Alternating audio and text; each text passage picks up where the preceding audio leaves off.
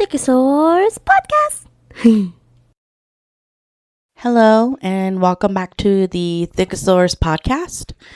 And today we have your hosts, Melissa. and Anna today. And we do not have Molly right now. She's currently away, and she'll be back soon. And then, of course, Michelle's still out for now. And today I just wanted to kind of talk a little bit about honesty versus transparency, because it's kind of like, do you prefer one over the other, or can both coexist? Okay. So I'm just kind of like understanding that. So I looked up the definition for honesty just to make sure like we're all having the same understanding, that there's no misunderstanding of what we think that they should mean. So according to Merriam-Webster, honesty is the quality of being fair and truthful. So an example would be, she is admired for her kindness and her honesty. And then the definition for transparency is the quality that makes something obvious and easy to understand. And an example of this is the transparency in their motives. So these are all examples I found on there. So, Okay. but I was just thinking about it because it's kind of like, I've mentioned it before on this podcast where, like I grew up like always being told like, you should always tell the truth, you should be honest and everything. And then as I got older, I had realized that all of that was a lot of bull crap, and that people lie a lot. I don't know if it's necessarily to be deceitful, but it's just that people they do lie. They lie more often than they should. And so that made me think a lot about, what does it really mean to be honest? Because I feels like a sort of type of betrayal, because when you are like being raised to believe in one thing and then it turns out to be something else completely different. Yeah. So I'm just kind of like, okay, so then, like, what is the difference? And I've seen some videos online. I mean, people talk about honesty and transparency when it comes to romantic relationships, but I think the same principle can be applied to friendships too, Yeah, definitely. Like, you can't just be like, oh yeah, I can't make it because I have to, oh, I'm busy or whatever, like people lie. So, yeah, so I just wanted to talk a little bit about that. What are your thoughts about honesty and transparency? My thoughts on it. Sorry, I'm a little sick. I love me some honesty and transparency. I think because I'm very what's the word? I try to be honest and transparent when I can, or when I know. Because there are some times where I'm like, I don't know. I really don't know. That's why I can't tell you, because I really don't know. Or if there are some times where, sometimes I can't tell you, because I used to work in HR, and it's just one of those honest and transparency stuff that we would have, and, confidentially stuff, And so, but yeah, no, I always loved that, because I think when I was getting interviewed, I think they had asked me, like, what type of leader do you want to be? And I was like, honestly, I want to be somebody who is kind, just, and transparent, because I'm the type of person who won't leave you in the dark. Like, if something bad's coming, then I'm going to tell you, like, hey, just letting you know, this is on the table right now. I don't know where it's going, but it's on the table. And for you to plan what you need to do, because your plans is different than my plan, you know?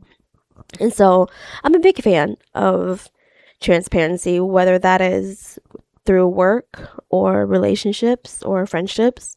Just tell me, and then I can kind of just figure it out from there, you know? Or like, I really appreciate that you're looking out for me because, again, my journey is maybe different from yours, you know? And if this is not what you want to do anymore, then here's that information that I know, and then choose where you want to go from there, kind of thing.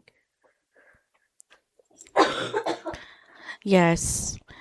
And do you think that they can coexist, honesty and transparency in a relationship? Yeah, definitely. I think they can coexist a lot.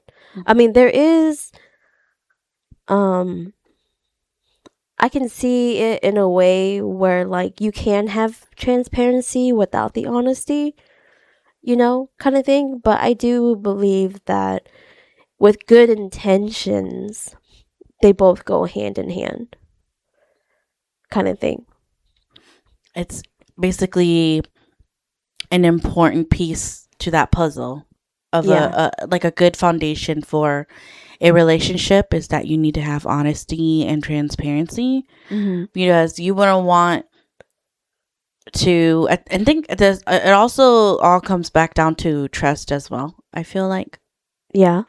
you know, without that, you can't be honest, because how can you be friends with someone that you can't feel like you can tell them everything and also be honest? Like, this reminds me of our friend that we were very transparent with.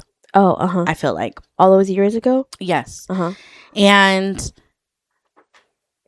in that moment, I mean, I can't speak for you, but I was just assuming that me and you, we were like, you know, in this situation, you would do better if you would walk away. Like, we would say that, right? Yeah, We all kept the time saying to that. her. Yeah. So, and then basically in hindsight now, I wondered if, yeah, we did have good intentions of telling her like you should walk away, but in hindsight now, I wondered like, what if like we didn't say anything? You know what I mean? Because at the end of the day, that person chose not to walk away. Yeah. You know, I don't know. I really don't. I feel like,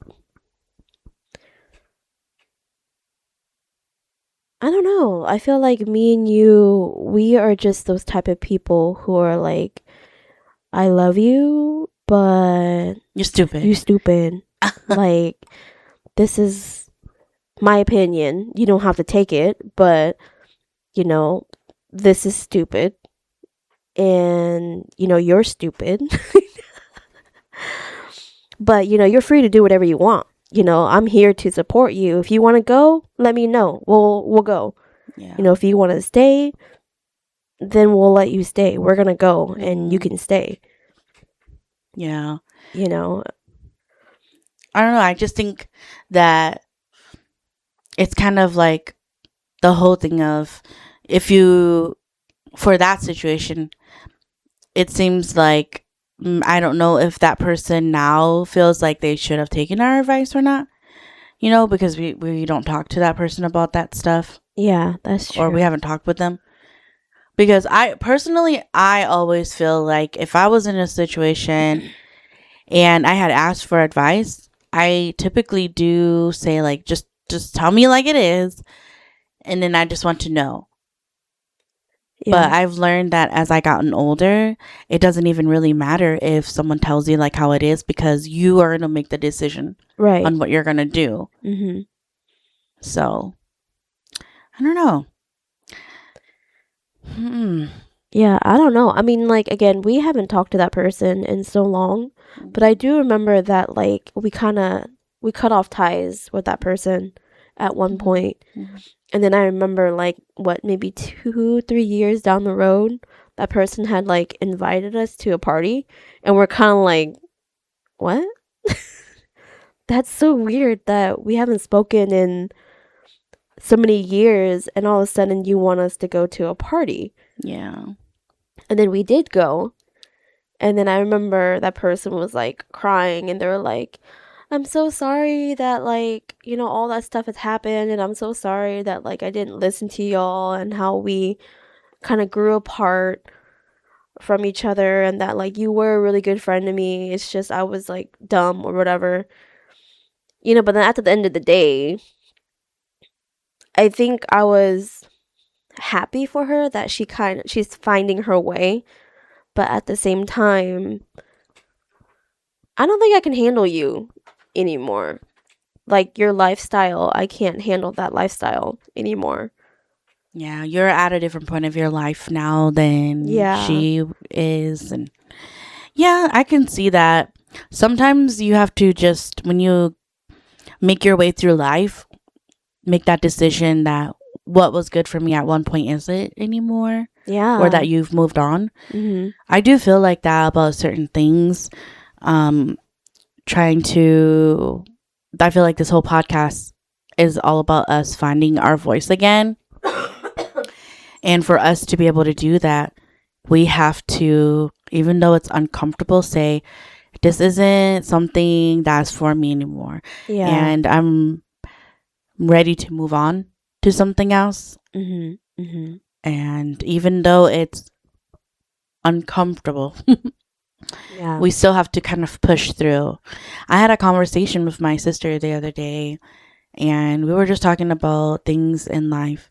And I had said, well, because she has a lot of anxiety, Uh-huh. and she's just kind of like, I can't do things like you where I can just go and walk up to like the counter or and ask the person working there, can you help me, A, B, C, and D. I feel like I'm gonna throw up just thinking about the situation in the car in the parking lot. That's what she'll Mhm. say to me. Yeah. And then I had told her the analogy that I asked her. I said, well, when it's a very hot summer day Mhm. and you know the pool is very cold, it's freezing cold, Mhm. you dip your toe in a little bit, that's cold, right? Mhm. What do you do? And then she's like, um, I I go in because it's hot. And I was like, yeah, so you just jump in and do it? Mhm. And she's like, yeah, I just jump in. And I said, and then when after the whole point leading up to like when you're dipping your toes in to the point where you're about to get into the water, that part is uncomfortable. But when you get into the deep cold water, you take that plunge and you come back out. How do you feel? Mhm. And she's like, I mean, I feel cold. And I was like, yes, but what I'm trying to get to is that you feel a bit of relief because it was hot and you're in cold water now and you feel a little bit better now. And that's kind of how things are, just is in life. It's going to be uncomfortable. As long as it's not something that's harmful, you basically have to keep pushing through the Mhm. uncomfortable Mhm. feeling, and then you'll get to reap the rewards at the end. Yeah. And she was like, okay, yeah, I understand. And so I feel like um that's basically to tie it back to what we were saying. I think that's how it is when you have to make that decision that things that you were interested in or you invested in the past is no longer serving you anymore, and you Mhm. basically just say, that's it for me, I'm done. Mhm. Even though Mhm. it's uncomfortable to say no. It's weird. It's uncomfortable to say no because the peer pressure of wanting to just stay and do what everybody wants to do. Yeah. Mhm. Yeah, I agree. It was just like going back to our friend. Yeah, it was just, it was fun when we were younger. Now I'm like, I can't do that anymore. Like, my body wouldn't let me do that anymore. Yeah, it's your You know? body. But I'm pretty sure at one point you got to the part where you had reflected on yourself and you said, I want more. I want more out of life. Yeah. Mhm. Mhm. And yeah, it opens a bigger picture of like wow, like cuz like, at our big age, 30s, you kind of look at other adults, cuz you're an adult, of course you're an adult, but like you think about it, and like your parents at this point in their age, they had kids, and we don't have kids. And so it's different when you're comparing the two, that like, dang, they were an adult at this age, I'm an adult at this age. But at the same time, you look at all the other big adults and you're kind of like, dang, nobody really knows what the hell they're doing No, at all, you know? that's the same conversation that I had with my sister too. I said a lot of us are just trying to make it through the day. Yeah. And it's not necessarily faking till you make it, but it's more of carrying that confidence that whatever happens, you'll find a way to deal with it, or just go with the flow. Yeah. And that's just how life is. Yeah. And it doesn't seem like it makes sense, because I mean, we've been there before, looking up to somebody older than us that seems like they have it together. Yeah. And it just seems like things just come easier for them. But it's not necessarily that situation. Yeah. And where I was going with that is that, like, a lot of people our age, they still take part in that activity, that like, just like always drinking and stuff, and so we did a lot of that in college, where, to be honest here, that's where I gained all my weight, was so much drinking. And like, I think about it and I'm like, dang, you guys still do that? Like, at the end of, like, for the weekend or something, y'all still go out and party hardy and drink and black out and all that stuff? Which, I mean, if you guys like doing that, go for it, do it, life is short. But I don't know, for me, it's just not fun anymore. Like, the repercussions of it the next day, girl, I'm gonna die the next day. I mean, personally, for me, yes, our body can't handle it anymore. Yeah. But most of it was because I had started to question, what do I want from life? Is this really all I want? Exactly. Because at one point, I was tired of it. I was just exhausted, and I'm like, there's got to be more to life. I had asked myself that. I'm like, I don't want to do that anymore. I don't want to keep drinking. I don't like it anymore. It's not fun. No, and especially when people drink and then they always just cry. And I'm like, what are we crying about? Like, why do we have to drink in order for us to cry? You know what that is, right? Yeah, which they're doing it because they're running. I mean, most people won't really agree, but I think it's true, is that alcohol is a legal drug. And people do that because they're trying to escape, and instead of dealing with their demons head on, they're drinking it away, and then just letting their body, when their body can't handle anymore, then just force them to deal with it. Yeah. That's basically all it is. Yeah, because, again, that party we went to, it was supposed to be like a celebrate party, like a happy party. Me and Anna were the only two who were, like, happy. Everybody else... yeah, us and some other person that was trying to teach everybody else how to twerk. But yeah. Everybody else was just crying.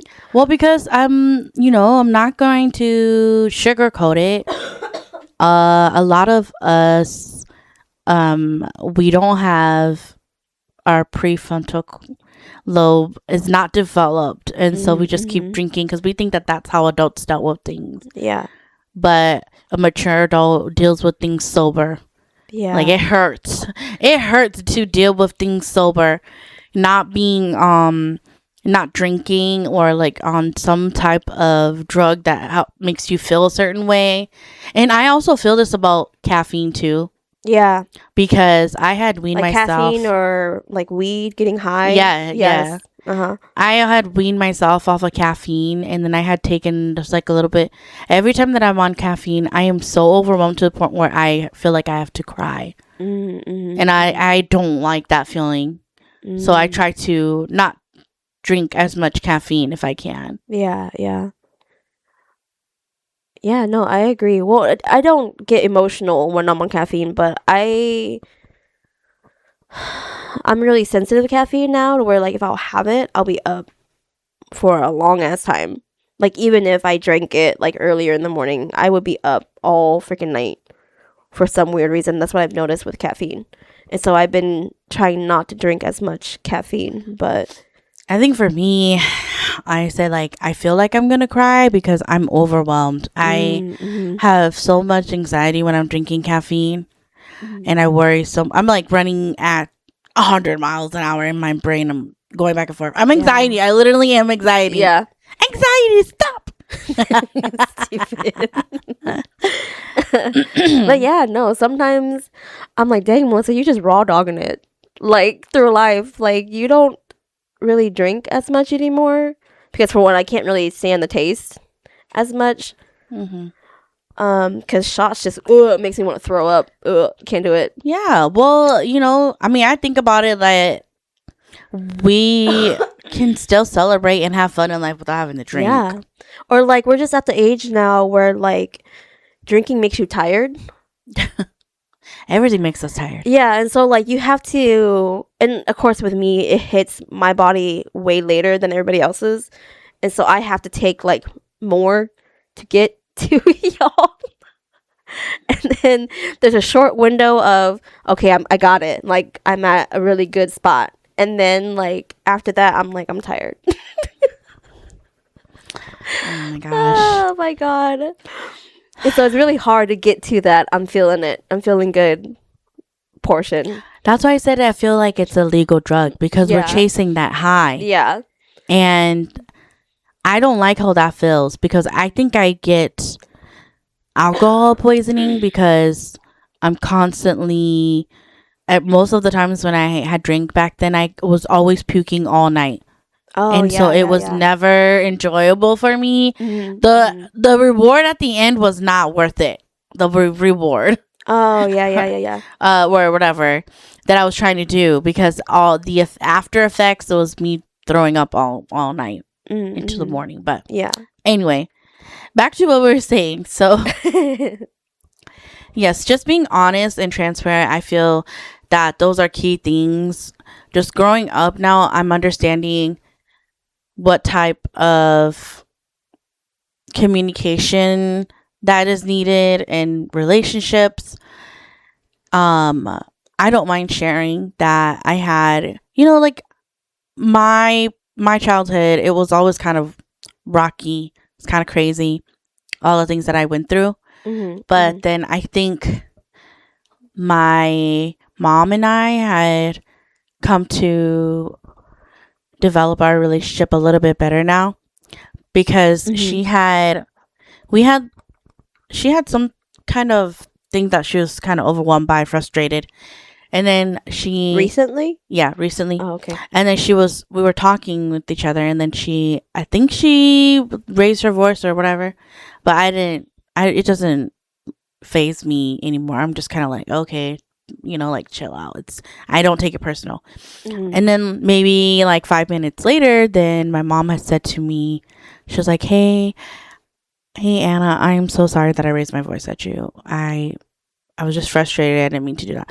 And I told her, I was like, well, it's okay. I didn't take it personally, but thank you for saying that. Yeah. And so I just think like the little me back then, I'm like, dang, well, how would life have been different when I was younger and how, if if she had the emotional maturity that she has now back then, would my life be different? It would probably. Yeah, It would. definitely. Yeah. Because she had immediately acknowledged that.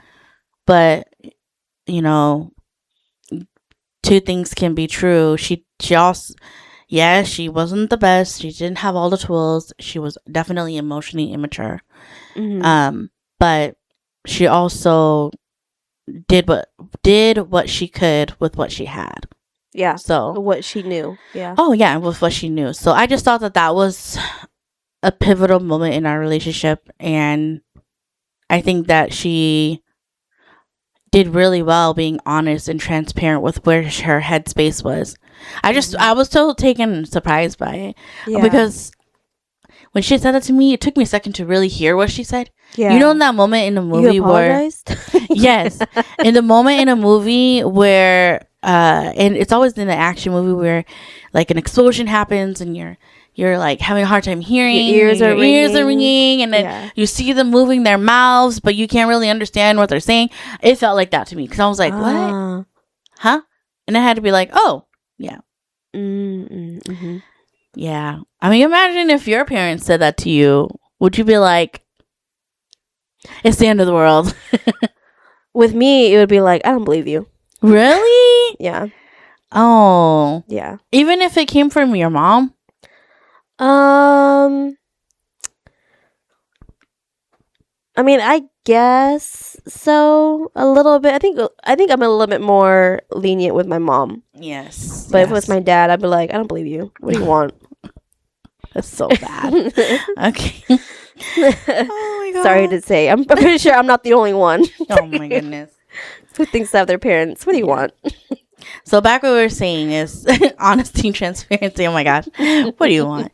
It's like the roles reversed for you guys. You are the parent and they're the children now. It really is. Yeah. Nobody also tells you or prepares you that when you get to a certain age, it doesn't happen on purpose, but the roles switch because things just catch up so fast now to where we're able to help them. And they have to listen to us now. Not because we think we know better, but it's just kind of like the concept of how things are going, technology and how the medical system and everything works is just different now. Yeah, the economy is different. It's everything's so much different now. And if you trust the children that you had made and brought to this world, then things will be smooth sailing. Well, when you fight against them, like the current in an ocean, then you're just gonna drown. So yeah. Anyway, so because I feel that way because I don't know about you, and I can admit it. I'm getting older now to where some things I'm just kind of like, what? How do you do that? You know, I don't understand how that is, or that technology. Everything's just kind of crazy now. And sometimes I'm like, Matthew, tell me how to do it. Yes, Show me how to do it. Right.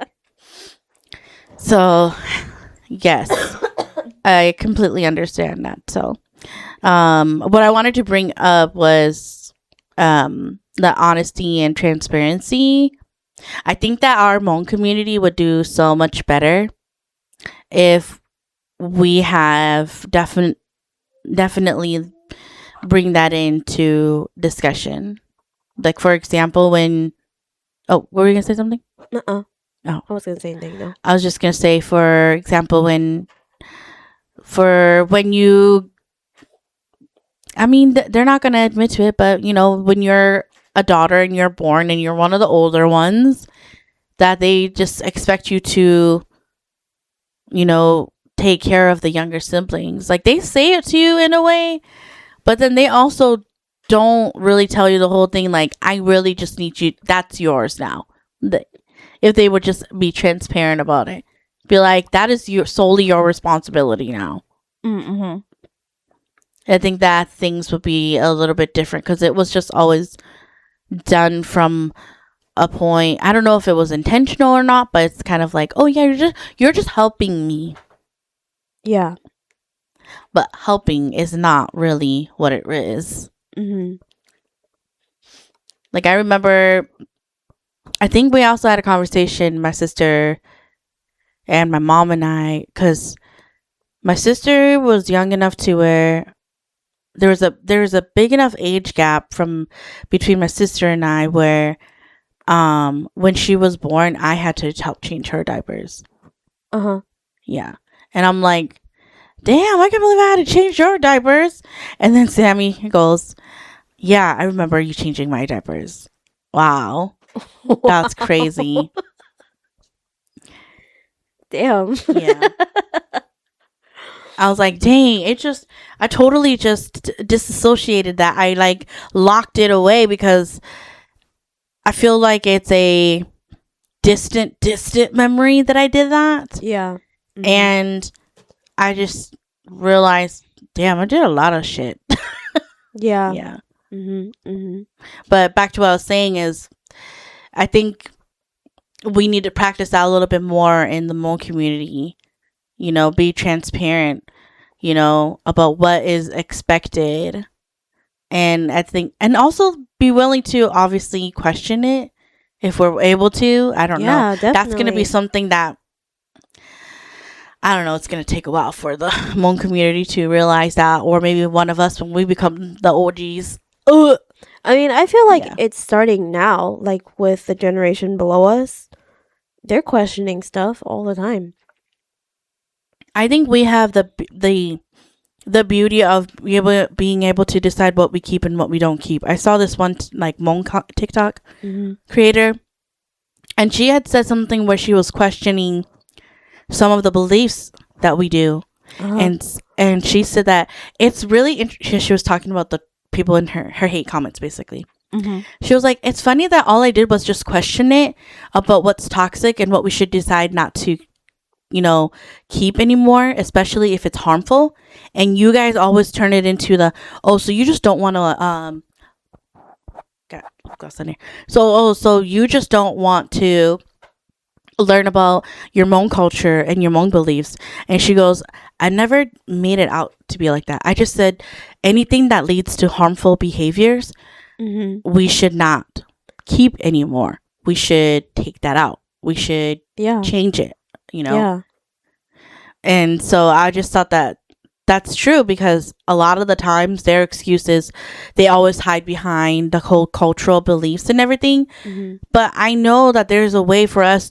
We can be the one that says, like, maybe at Hmong weddings, it doesn't always have to be about so much drinking. Mm-hmm. Like, maybe just for the ceremony to drink, because like you only literally drink a cup Yeah. in a little plate Yeah. when you're the one getting married, and then maybe passing just one cup around Mm-hmm. each person. That's about it. But there's this, it's like, especially for like the Hmong, excuse me, the Hmong wedding, the traditional way where when they're about to leave the house and they drink so much before they go. Mm-hmm. I saw this video online and they were feeding them food actually instead of drinking. Oh, And that's cute. Yeah, somebody was like trying to feed the bride with food or try to give her food, so she had to open her mouth, eat it. Somebody brought a whole chicken thigh, and then other people had brought like drinks too. And I was like, I like that. Like, I seen all the comments, they go, I would prefer this over beer. And I'm like, this is smart, because sometimes they don't get to eat. Yeah. Or they're very tired, So this is like perfect. Yeah, it's just not really substituting. What's the word? Adapting? Accommodating. That like I don't want to, cause okay, like to be honest here, again, I was never born into the Hmong cultural world, because I was born in the white Christian world. So yeah, like I never understood the whole drinking thingy, and I just didn't like that, like a lot of the ones that I did see or did partake in, it was so sad, because they were both so drunk. All four of them are drunk. So the groom, the bride, the green lady, and the best man, they were always so drunk. And so I was always like, they're not going to remember any of this, because they're just bombarded with drinks after drink after drink. And then like they'll show like the video or whatever, and then like them going to the next house or whatever, or their next destination, and they're like passed out in the car, or they're like so drunk that they black out. And I'm like, this is supposed to be like at least for me, it should be like a happy time, but now you don't remember it because you're blacked out in Hmong clothes. Yeah, and I always worry that, what it basically came to is that's the health of everybody. Like, is it really worth it? Because they could develop something from that, or something bad could really happen. So yeah, or they can choke and die, because I don't know about the rest of y'all, but like when I'm with my sisters or with my girls or my friends, we just have this unspoken rule that like one of us has to be sober, because we're all going home. kind of thing. And I don't know if that's what you guys do, but it's just with me, my sisters, and my girlfriends, that's just an unspoken rule. Well, that's like a being a girl's girl. That's what's called Yeah. being a girl's girl. Yeah. Because I know some girls, they don't do that. I can't do that. If we came together, then we're leaving together unless you have another girl that's waiting with you. Yeah. I'm not gonna leave you. Like, even with strangers, yeah, we're always like, you okay? Like, who you going home with? Yeah. Like, you know? And so, again, just imagine doing that, and the people who you are going with, they're also, like, drunk as hell. It's just not smart. It's not smart. Yeah.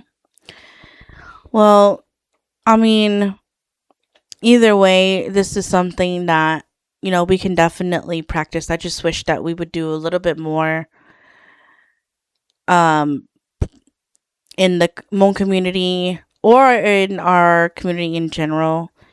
But it's going to also take a lot for us girls to be comfortable with being honest too, because some of it's on us too.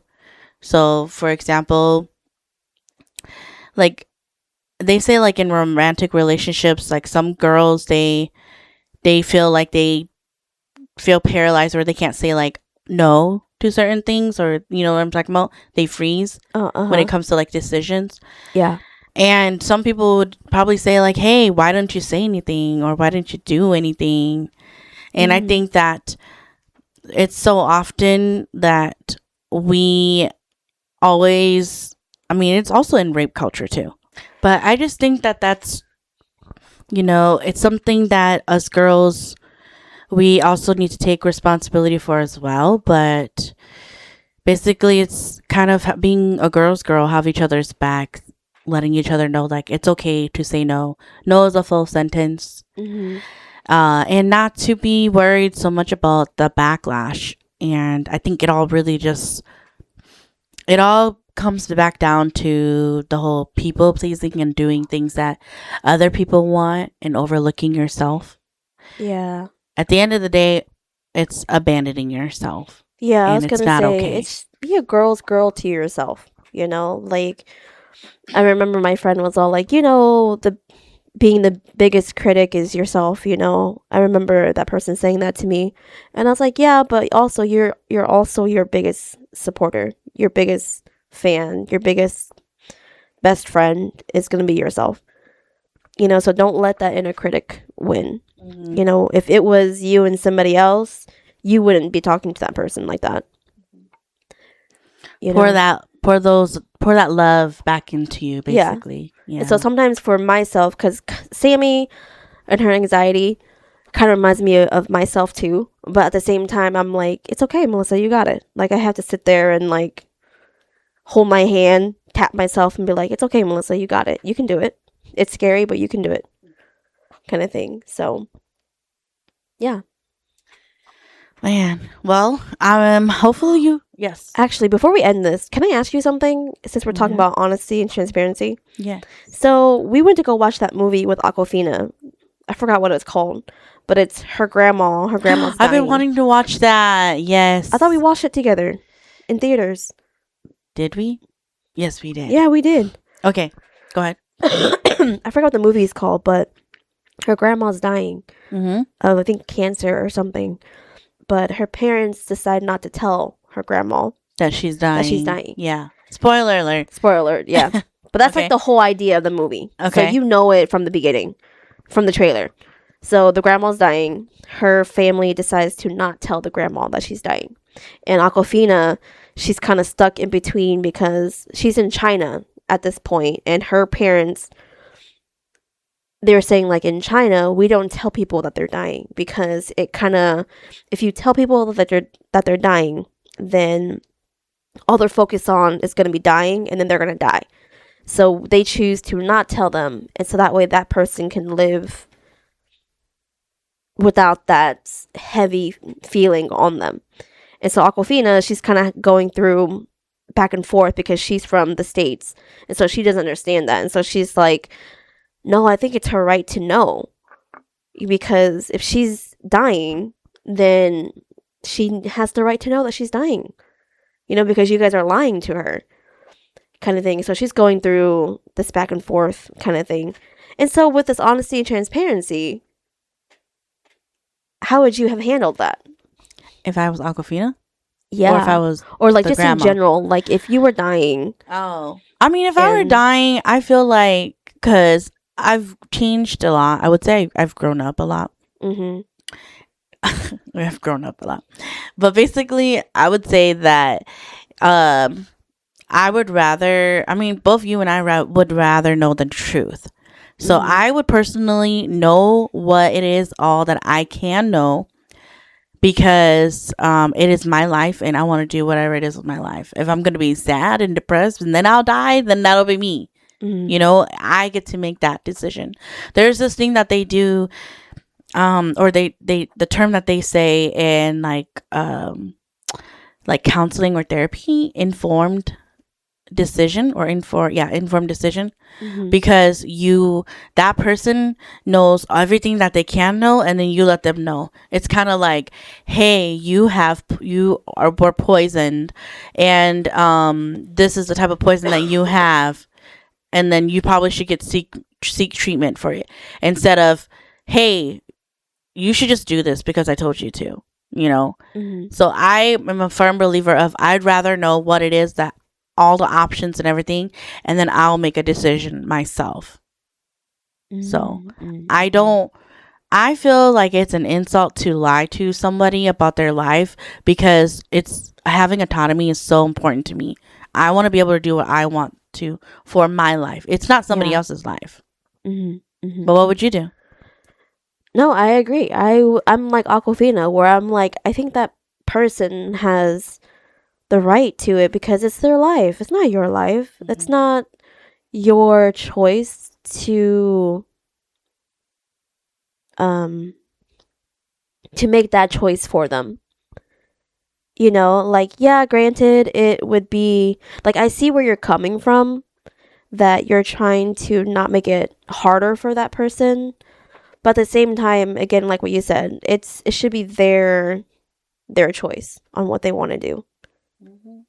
You know, because who knows, maybe you don't know them well enough. Maybe what you think is probably not going to even be what happens, because maybe you think like, oh, that person is too weak, and once they find out, they're just going to get even more weak and die, when in reality, you don't know that. You're not them. You don't know if they will be empowered and maybe will try to live that life differently. I don't know. Yeah. But to take that away from somebody, yeah, no, that is like what you Christians say, yeah. free will. Yeah. Yeah. So Again. So, I don't know. But that's just something that I thought of, and I was like, you know what? You know, when it comes to life and death, you know, when it comes to your own, yeah. this is your own. Yeah. I would say that you should let somebody decide their own fate, but not deciding someone else's fate. That's a different story. Yeah. Unless you guys had already talked about it. Like, if you're married and you talked about it with your significant other and was like, hey, if you were in a vegetable state, there is no way you're going to come back. Do I pull the plug? Do you want me to pull the plug? Or do you want me to wait for like 6 months to see if you can get better? If not, pull the plug. Like, that's something that you and your family or whatever should talk about. Yeah. But I don't think you solely having that decision because it wasn't a life and death. Well, I'm trying to say this. If it was like a life and death emergency that was happening and you guys didn't talk about it, that's a hard place to be in. It is. That's a very hard place. So I don't even know how to even talk about that. But if it was something like this, where they found out that the grandma had cancer and then she only had like a couple months to live and they chose not to tell her, then that's where I'm kind of like, no, you should still tell her. Yeah. Yeah. That's not right. So, I don't know. Sorry. It's okay. Well, maybe that could be something that you guys talk about. What would you do? Yeah, that's hard. If you were the grandma, what would you do? If you were Aquafina, what would you do? But this about wraps up for episode 144. Thank you so much for listening. And if you have any more comments that you want to add about honesty and transparency, you can comment down below on YouTube or Spotify. And don't forget to like and subscribe on YouTube, and also subscribe on Spotify as well. That helps us a lot. And we will talk to you guys next time. So thank you so much. Bye. Bye.